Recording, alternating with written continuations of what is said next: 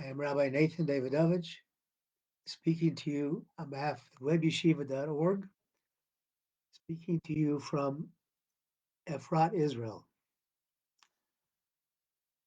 I'm going to discuss just a little bit about this Parshat Vayigash, and specifically, I'm going to talk about the story of Joseph and his brothers. This Parsha this Parsha ends that whole saga, which began when the brothers were jealous of Joseph. Uh, Came out looking for them, and they grabbed him, threw him in a pit, ultimately sold him to the Egyptians, sold him into slavery. And then the story goes on as uh, he gets out of jail, rises to a position of the second most important person in Egypt. Uh, Paro uh, makes him in charge of basically the country. Uh, and part of this, part of what the Torah relates is that uh, Paro had a dream of 7 years which Joseph interpreted as 7 years of plenty, followed by 7 years of famine. And the 7 years of famine came about, and at that point, uh, Yaakov, Joseph's father, said to his brothers, "We need food. Go down to Egypt and get some food." So they go to Egypt, and all but one, all but the youngest brother, Benjamin, and they end up coming before Joseph. Uh, they don't recognize Joseph. They can't possibly conceive that after all this time, this could be their brother. Thought didn't even enter their mind. Joseph, however, recognizes them and puts them through uh, a procedure where they're tested to their limits, and they don't know why they're tested. And the title of what I want to talk about is, what do we learn about self-esteem from the story of Joseph and his brothers? We know that Yosef is referred to as Yosef Hatzadik, the Yosef, the righteous one. And he's called that for a number of reasons, uh, one of which is that he was able to resist the temptations of Potiphar, uh, of the wife of Potiphar. Uh, she tried to seduce him, and that ended up in being thrown in jail. He's referred to as a tzaddik, righteous person. Now we look at the way he reacted to his brothers. So what did he do? First of all, he's accusing them of being spies. Then he sends them back to Egypt. He says, unless you bring your younger brother Benjamin here, Benjamin, you can't. We're not going to deal with you. He ends up when they go back. Uh, he sets them up. He puts the money that each of them paid for the produce in their bags. And when they got their first stop, they opened their bags and they were frightened and astonished to see that. They go back to Egypt and they tell their father Yaakov, uh, he won't deal with us unless we bring Benjamin, our younger brother, here. And Yaakov says, look, I had two sons from my wife, Rachel. One is gone, devoured by animals, and the other is here. And if I can't let him go, if I let him go and something happens to him, it'll bring my death. I'll go down to my grave grieving. So a bit of time passes, and then finally they ask again. They say, we've got to go out and get some food. And Yehuda guarantees the safety of Binyamin. He says, let us take him. I'll guarantee that I'll bring him back. And finally, uh, Yaakov agrees to let them go. So they go back, and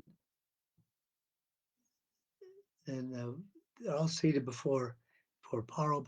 Not before Paro, before Yosef. Yosef has a feast with the brothers and uh, gives them all one portion, except for Binyamin. He gave a double portion. He sits them in order of their ages, and he says, "We're going to let Binyamin sit next to me because I have no mother, he has no mother." Then he sends them on their way back to Egypt with all their produce, but he arranged to have a silver goblet put into the belongings of Binyamin. And then after they're gone a little bit, he sends uh, his guards to take off after them, and the guards say, "What kind of what kind of guests are you? You stole from our master. You stole the silver goblet." And they said, "Of course not. We didn't steal anything." And they said, "Let us search it. Search all you want, and if you find the goblet anybody, that person will be your slave." Because they were sure nobody had taken anything. In fact, nobody had taken anything. Well, they search and they find the goblet in Binyamin's bag. So then they take them all back to Egypt. Binyamin was put in prison. And Yehuda's begging. This is where the parsha starts. He's begging with Yosef, let him go. I'll stay. I'll be your servant. I'll be your slave forever. Just let him go. Um, my father can't live without him being returned. And then Yosef carries on this charade of not knowing who they are for a little bit longer. And then ultimately, he sends all the Egyptians out of the room, and he calls all the brothers and he says, I am Yosef, your brother. So the question is, why, as a righteous person, is he doing all these things? Uh, is he taking revenge on his brother? Uh, is as somebody who fulfilled the whole Torah before it was even given, he wouldn't do that. It's against the Torah to take revenge. But you can see that every action that he took mimicked the action that the brothers did to him. But it wasn't revenge. There's a beautiful Torah that I saw in the name of uh, Rabbi Shlomo of blessed memory, who I had the merit to study with as a young man. And he asked the same question. He says, why would he do that? And his answer is, if Yosef would have just revealed himself right away and forgiven them, then the brothers would um, be beholden to him all their life. They would never have done tshuva. The way to do tshuva is to have the opportunity to repeat your error and not to do it. And had he just given in to them and right away admitted who he was, their self-esteem would have been destroyed. Yosef felt, according to what Rabbi Twersky said, that it was more important for the brothers to continue to have self-esteem, that there was nothing more important than that. So therefore, he made them repeat everything and showed that they could resist. And it was sealed when he gave 5 portions of everything to Binyamin, and they weren't jealous. They didn't react, and they were willing to not just leave him there as they were with him in the pit, but to take him out. And the question then is, what about Yaakov? Yaakov is mourning for 22 years. Why didn't he go sooner to Yaakov? Same reason. Yaakov understood. He knew that Yaakov would understand with Ruach HaKodesh that what has to happen here is that everybody has to have their self-esteem. And he points out that there's nothing more important for a parent to give a child, for one of us to give somebody else, that to help build up their self-esteem. Let them know that they can do it. This is what Yosef was doing. My blessing to all of us is that we impart self-esteem to each other and especially to our children.